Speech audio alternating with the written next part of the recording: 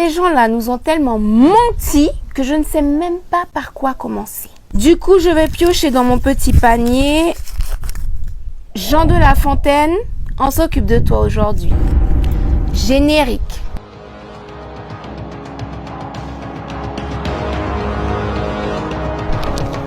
Bienvenue sur Afrique Résurrection, je suis Safia Enjoy Life, chercheuse en histoire et culture africaine. On en a tous entendu parler, peut-être même que toi on t'a obligé à apprendre une de ces soi-disant fables à l'école. Laisse-moi te dire qu'en réalité, il s'agissait d'un gros plagiat. Ce forceur de La Fontaine, il n'a pas seulement pris une fable, 3 fables, 10 fables qu'il a copiées, c'est des centaines de fables d'Ésope qu'il a carrément recopiées à l'identique et qu'il a servi comme ça à son public pour se faire un nom dans la littérature française. Du coup, permets-moi de te présenter le véritable auteur des fables que tu connais, Ésope. Alors, si tu as entendu parler des fables d'Ésope, on ne t'a pas forcément précisé qu'en fait Ésope était africain. Et on parle pas d'un africain métis type éthiopien, non. On parle d'un africain type soudanais qui était décrit par ses contemporains avec un teint charbon, un nez très large, des lèvres épaisses et des cheveux crépus. Alors Ésope est né et a grandi dans le royaume de Kémet qui est situé dans le sud du continent africain.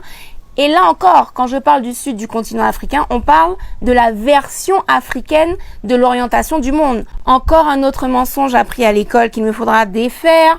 Restez connectés à Afrique Résurrection. Ésope étant très intelligent et très avide de découvrir le monde, il part l'explorer, il quitte le royaume de Kémet vers l'Orient. Sauf qu'il est capturé pour devenir esclave. Je vous passe tous les détails parce qu'on n'a pas le temps en une seule chronique. Du coup, si vous voulez tout savoir des aventures juste extraordinaires d'Ésope, je vous recommande le livre de Lilian Thuram, Mes étoiles noires. On fait avance rapide, Ésope se retrouve en Grèce où il est toujours esclave, mais celui qui l'a acheté remarque son intelligence et surtout il remarque que c'est un conteur extraordinaire. La particularité de ses contes, c'est qu'il utilise des animaux dans l'attitude de certains êtres humains. C'est ce qu'on appelle une fable. Et ça, les Grecs ne connaissaient pas du tout. C'est une tradition orale typiquement africaine. Du coup, le maître d'Ésope finit par lui rendre sa liberté par rapport à son intelligence et il finit par réussir à vivre du fait de raconter des fables. En fait, pour l'époque, c'était l'équivalent d'une télévision. C'est-à-dire que les gens venaient de partout le voir pour se divertir. Ces histoires ont rencontré un tel succès qu'elles ont survécu à son décès pendant des siècles.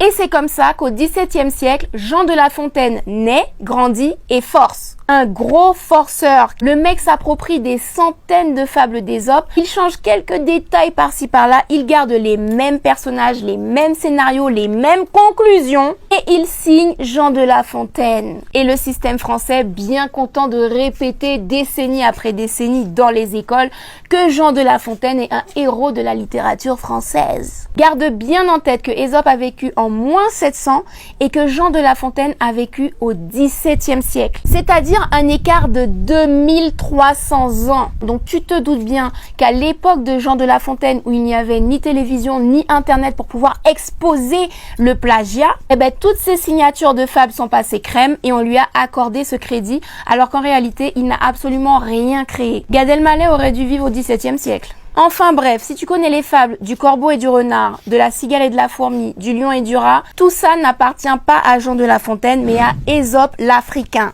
Donc s'il te plaît, répète-le à tes enfants, tes petits frères et sœurs. Mieux encore, partage cette vidéo au maximum parce qu'il faut absolument qu'on soit très nombreux à être au courant de ce genre de mensonges qui ont assez duré.